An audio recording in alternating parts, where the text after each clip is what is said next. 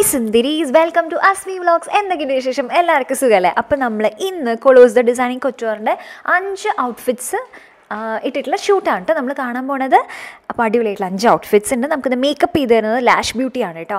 അപ്പോൾ freelance makeup ആർട്ടിസ്റ്റാണ്. Bridal ലുക്സും ഷൂട്ട്സും എല്ലാം ചെയ്യുന്ന നല്ല അടിപൊളിയായിട്ട് മേക്കപ്പ് ചെയ്യുന്നതാണ് കേട്ടോ. അപ്പോൾ അവിടുന്ന് ഒരു ചേച്ചി ഹെയർ ചെയ്യാനുണ്ട്.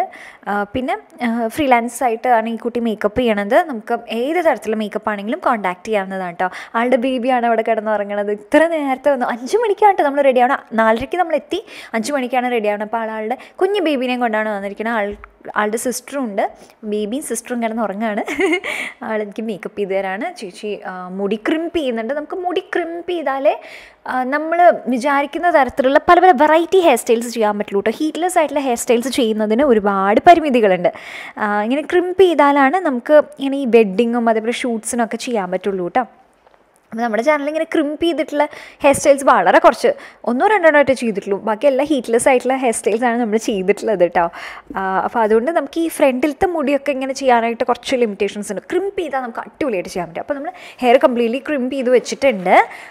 പിന്നെ മേക്കപ്പ് ചെയ്തുകൊണ്ടിരിക്കുകയാണ് കേട്ടോ. അപ്പോൾ നമ്മളൊരു ലൈറ്റായിട്ടുള്ളൊരു സ്മോക്കി ലുക്കാണ്, ബ്ലൂ ഐസാണ് ചെയ്യണത്.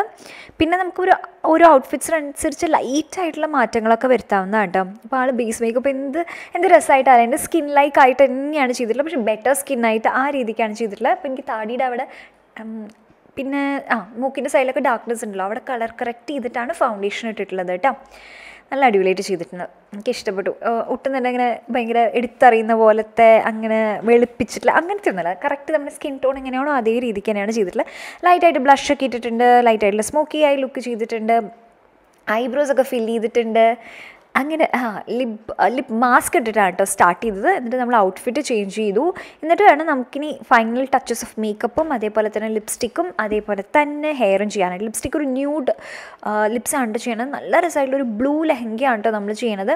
അപ്പോൾ ഹെയർ എങ്ങനെയാണെന്ന് വെച്ചാൽ ഇങ്ങനെ ക്രിസ് ക്രോസ് ആയിട്ട് എടുത്തിട്ട് ബാക്കിലൊരു ബണ്ണാണ് കേട്ടോ കെട്ടണത്.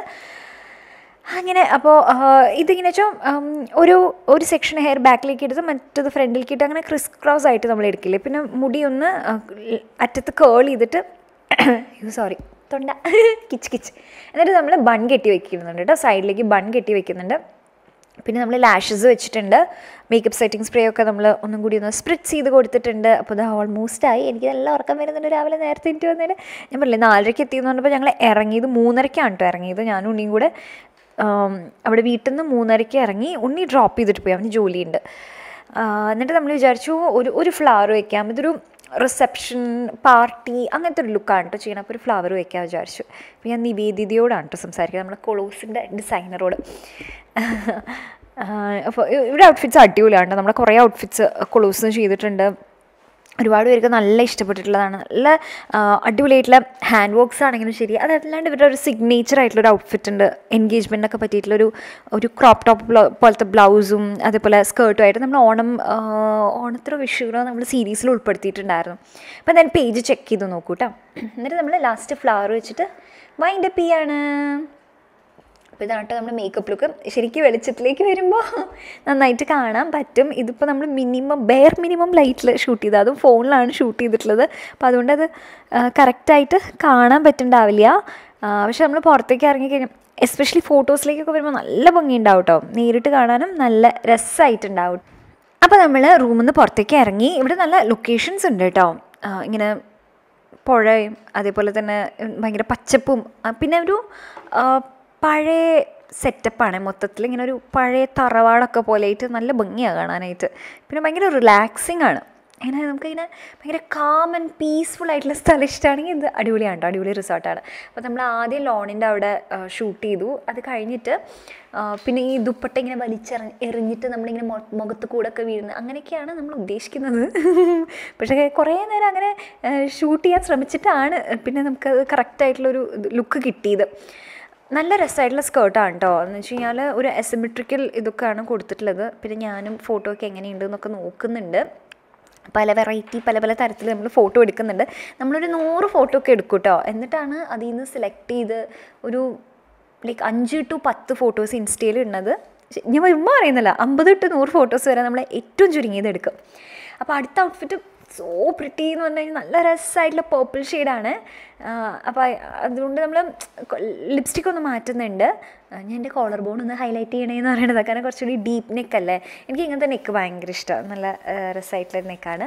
നമ്മൾ ലിപ്സ്റ്റിക്കൊക്കെ ഇട്ടിട്ടുണ്ട്. എന്നിട്ട് ഞാൻ എങ്ങനെയൊക്കെയോ അവിടെ കിടക്കുന്ന ഒരു ബോട്ടിനകത്തേക്ക് കയറി, ഒരു ഹൗസ് ബോട്ട് പോലത്തെ ഒരു സെറ്റപ്പൊക്കെയാണ്. പക്ഷെ അതിപ്പോൾ യൂസ് ചെയ്യുന്നില്ല കേട്ടോ. അപ്പോൾ അതുകൊണ്ട് തന്നെ അതിൻ്റെ പലകൊക്കെ ഇങ്ങനെ പൊട്ടി കിടക്കുകയാണ്.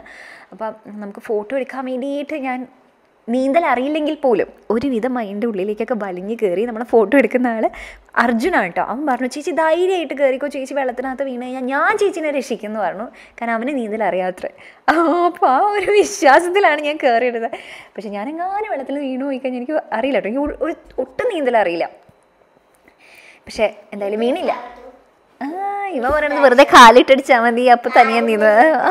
പിന്നെ അങ്ങനെയൊന്നും അങ്ങനെ നീന്താൻ പറ്റില്ല. അത് നോക്കൂ, എന്ത് ആഴുണ്ടാവും ഇവിടെ. നല്ല രസമുള്ള സ്ഥലമാണ് കേട്ടോ. പക്ഷെ നമുക്ക് എന്തായാലും ഇതൊന്ന് ട്രൈ ചെയ്ത് നോക്കണം എന്നുണ്ടായിരുന്നു. നല്ല അടിപൊളിയല്ലേ. നമ്മളിങ്ങനെ മാഗസീൻസിലൊക്കെ കാണില്ലേ ഇങ്ങനത്തെ, ഇങ്ങനെ വെള്ളത്തിൻ്റെ ഉള്ളിൽ തോണിയിലൊക്കെ ഇങ്ങനെ ഇരുന്നിട്ടും കിടന്നിട്ടൊക്കെയുള്ള കുറേ ഫോട്ടോസ്.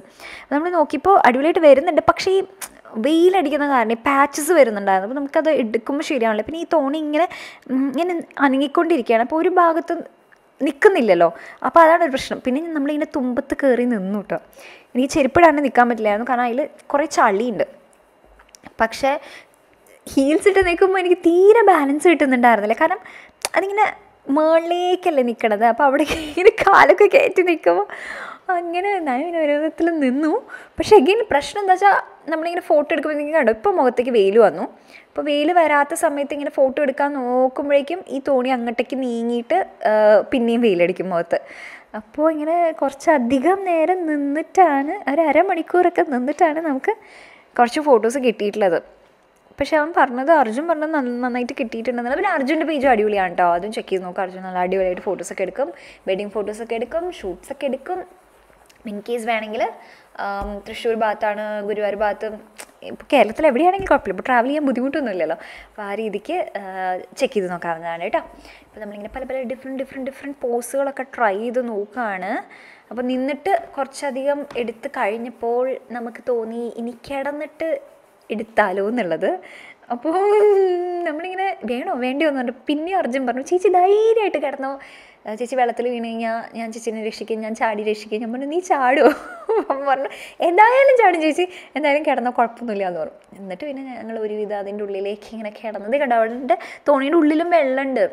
അതുകൊണ്ട് അങ്ങനെ നിൽക്കാനുള്ളൊരു കംഫർട്ടബിളായിട്ടുള്ളൊരു പൊസിഷൻ ഇല്ലായിരുന്നു. എൻ്റെ മുഖത്ത് നല്ല ടെൻഷൻ കേട്ടോ. അതുകൊണ്ട് ഇനി ഫോട്ടോയിൽ മുഖഭാവം എങ്ങനെ ഉണ്ടാവുമെന്ന് എനിക്കറിയില്ല. എനിക്ക് ടെൻഷൻ ഉണ്ടായിരുന്നു വീണ് പോകുന്നു. പിന്നെ നല്ല ഫോട്ടോയ്ക്ക് വേണ്ടിയിട്ടല്ലേ. അതുകൊണ്ട് പിന്നെ നമ്മൾ എല്ലാം സഹിച്ച് അതിൻ്റെ ഉള്ളിൽ കിടന്ന് ഫോട്ടോ എടുത്ത് പിന്നെ ഒരുവിധം നമ്മൾ ഇതാ പുറത്തേക്ക് ചാടി വരികയാണ്. അങ്ങനെ നമ്മുടെ രണ്ടാമത്തെ ഔട്ട്ഫിറ്റും കഴിഞ്ഞു കേട്ടോ.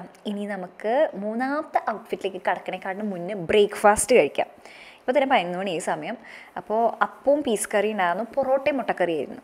ഞാൻ എന്താണ് എടുത്തതെന്നുള്ളത് പറയും. കുഞ്ഞിനറിയാം എന്താ എടുത്തതെന്ന്? കറക്റ്റ്. ഞാൻ പൊറോട്ടയും മുട്ടക്കറിയും കഴിച്ചു. 2 പൊറോട്ടയും മുട്ടക്കറിയും ഒറ്റ ഇരിപ്പിന് കഴിച്ചു. വിശന്നിട്ട് വയ്യായിരുന്നു കേട്ടോ.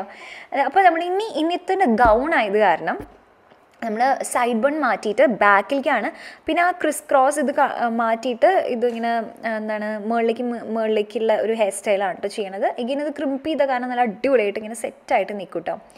അത് ആൾ പെട്ടെന്ന് ചെയ്തു കേട്ടോ. എന്നിട്ട് അതെ, ഇത് കുറച്ച് അപ്പം പിന്നെ ഡെഫിനറ്റ്ലി കുറച്ച് പേഷ്യൻസ് വേണം. കുഞ്ഞിന് ചെയ്യാൻ പറ്റില്ലേ? കുഞ്ഞിനെ പോലത്തെ ആളുകൾക്ക് ചെയ്യാൻ പറ്റില്ല എന്ന് പറയണത്. എനിക്ക് ഭയങ്കര ഇഷ്ടപ്പെട്ടു.